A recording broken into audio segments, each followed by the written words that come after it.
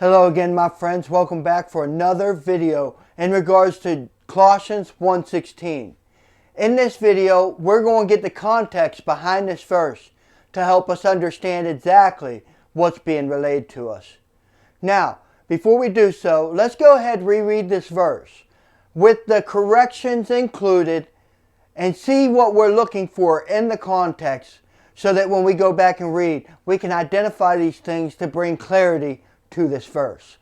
It says, "For in him were all created, that are in heaven and that are in earth, visible and invisible, whether they be thrones, dominions, principalities, or powers, all were created through him and into him."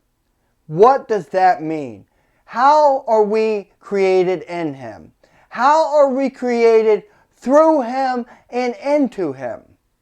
Well, let's see what the scripture says, starting in verse 12. It says, "Giving thanks to the Father, which has made us meet to be partakers of the inheritance of the saints in light, who has delivered us from the power of darkness and has translated us into the kingdom of his dear Son." There you have one of your, well actually two of your mysteries solved. The all that we're talking about in this context is us and those translated into the kingdom of the Son. And also, how are we created into him? We're created into the kingdom of the Son. And the next verse will tell you how. In regards to the Son, it says, "In whom we have redemption through his blood, even the forgiveness of sins." And now you know how we are created through Jesus, through his blood, into Jesus, into his kingdom. And that's why we are created in him. Here we go again with the next verse that says, regarding Jesus, who is the image of the invisible God. Now I will show you this, that there is no article with image. That means it's indefinite and it's an image, not the image.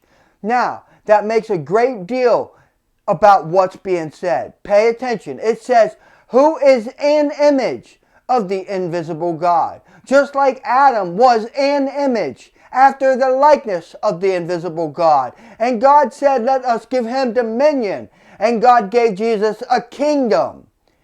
And if Jesus is in the image of the invisible God, and you think about what God is, how he's the most powerful, the most high, and the most supreme authority, you can expect Jesus to be of great power, of great authority, and a great dominion.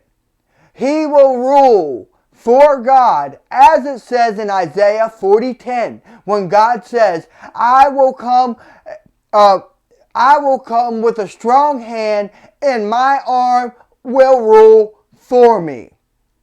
Jesus will be ruling the new kingdom in God's place for God, though he is not God and not taking away from anything that God is.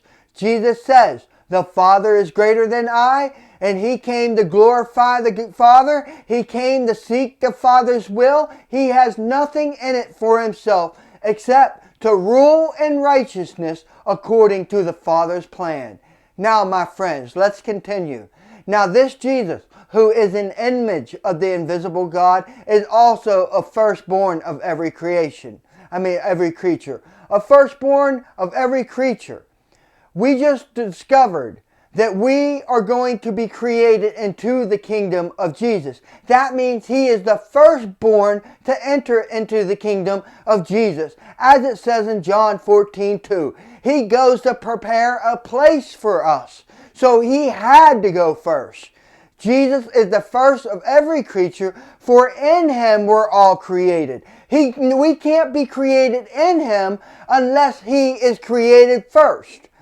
Jesus was created into his kingdom, and we are created into him. For in him we're all created.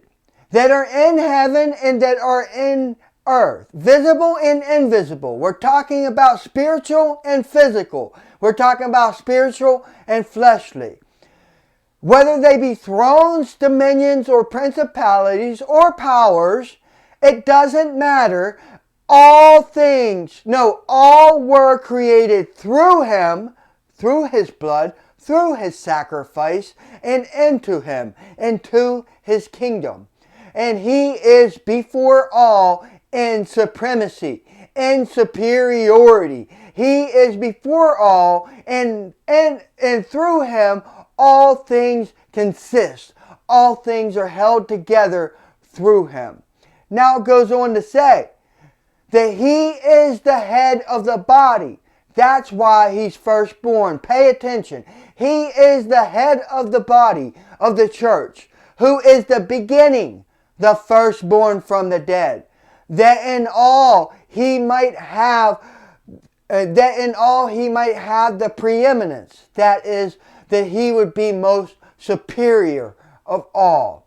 He's the firstborn from the dead to prepare the way and to make a way that we could be in Him and to His kingdom through Him. Now it did please the Father. It pleased the Father that in Him should all fullness dwell. And having made peace through the blood of His cross, reconciliation through the blood of His cross, through Him to reconcile all things to Himself, that is into Himself, through the blood of the cross. This is clarifying what we have already discovered. Through the blood of the cross. By Him I say, whether they be things in earth or things in heaven. That is what it means.